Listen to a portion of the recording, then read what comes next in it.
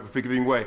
Whilst talking about dividends, does he agree with me that it's completely wrong that tens of millions, if not hundreds of millions, also leak out on high interest on internal shareholder loans of those who own the water companies?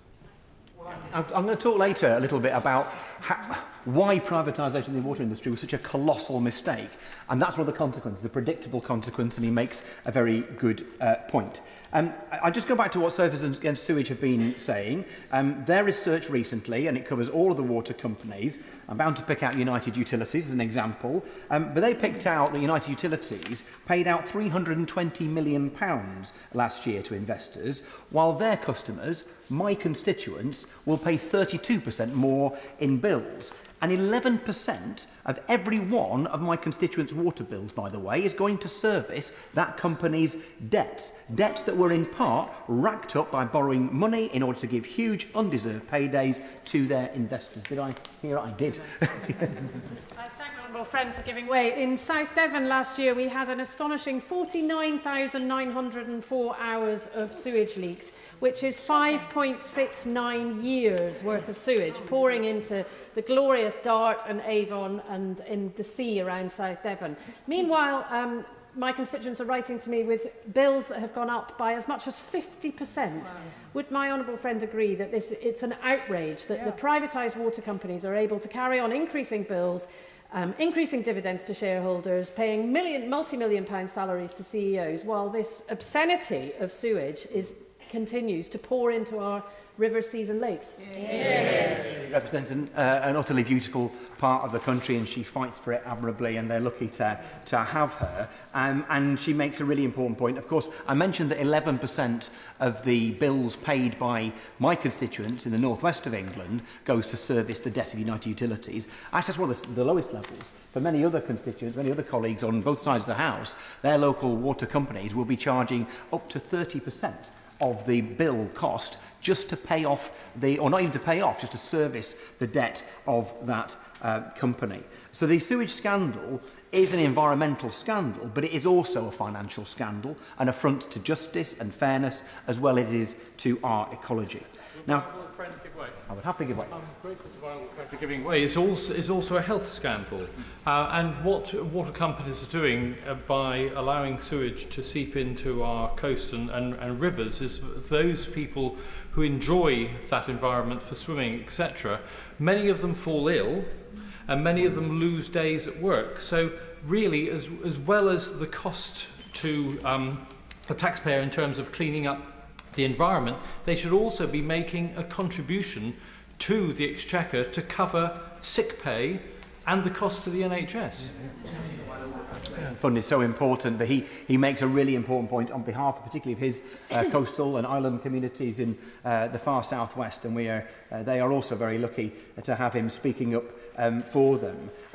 The Windrush Against Sewage Pollution campaign and the Save Windermere campaign worked together to put together a report very recently to show that the use of funds for capital projects by water companies around the country was at best wasteful and negligent, and at worst, dare I say, deeply, deeply suspect.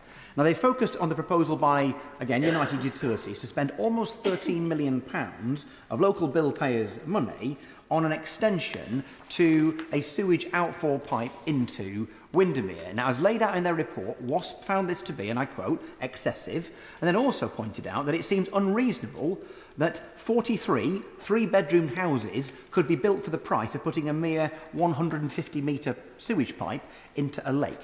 The report shines a light on what WASP considered to be inflated capital spending costs for water companies around the country, and it rightly asks the question, what is Ofwat doing signing this stuff off? Signing off huge bill increases when water companies are not spending that money wisely. I would happily give way. Yeah. I'm grateful to my honourable friend for giving way. He's outlined the outrage and the scandal of sewage leaking into our rivers, lakes and seas.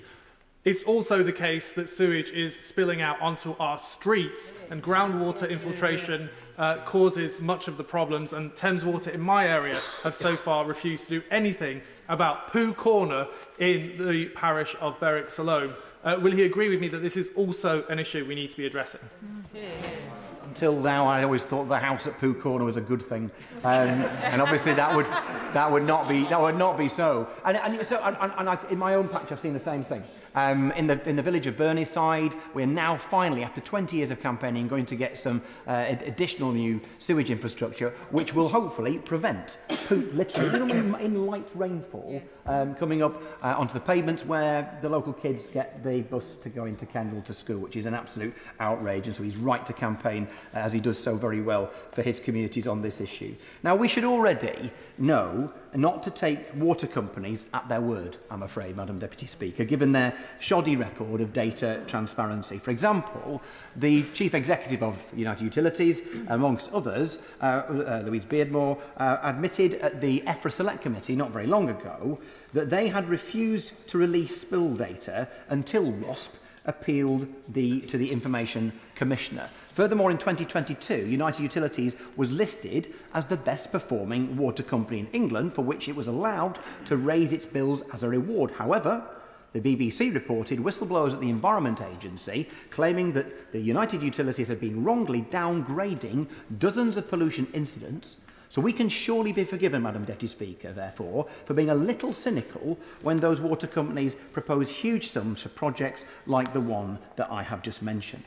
And this is why our key criticism of the government's new Water Act is not anything that was in that legislation, but of what was missing from it. That water companies can be responsible for record levels of sewage pollution and to be shown to make bad use of bill payers' money with inflated capital costs and inflated dividends could not happen if they were regulated properly. But they are not regulated properly. On that point, I would be delighted to give way. Yeah. Thank you so much for giving way. So, in my constituency in Epsom Newell in March, phosphate levels in the River Mole, they surged by 50% and nitrates doubled. This is pollution that can cause algal blooms and suffocate wildlife. Does my honourable friend agree that we urgently need a clean water authority with real enforcement powers to protect our rivers before it's simply too late? I completely do agree with her, and I think she's absolutely right to make that point, particularly given the experience she has in her own constituency. She rightly and very forcefully fights for her communities and to clean up her waterways. She will have seen, like all of us, that the principal problem is about a failure of regulation. And so there has to be an answer to that, and the Liberal Democrats' proposal, which I'll come to in a moment, we hope will create, if it solves a problem, great, but it will certainly make it more likely to be dealt with effectively. Because the water industry's regulatory framework is fragmented and it is weak. The regulators lack the resource, the power and the culture, it would appear, to make a serious difference. And that's why the Liberal Democrats do propose a new Clean Water Authority, so that water companies stop running rings around multiple regulators and begin to act in the interests of the British people and of the waterways that we love. And I will happily give way.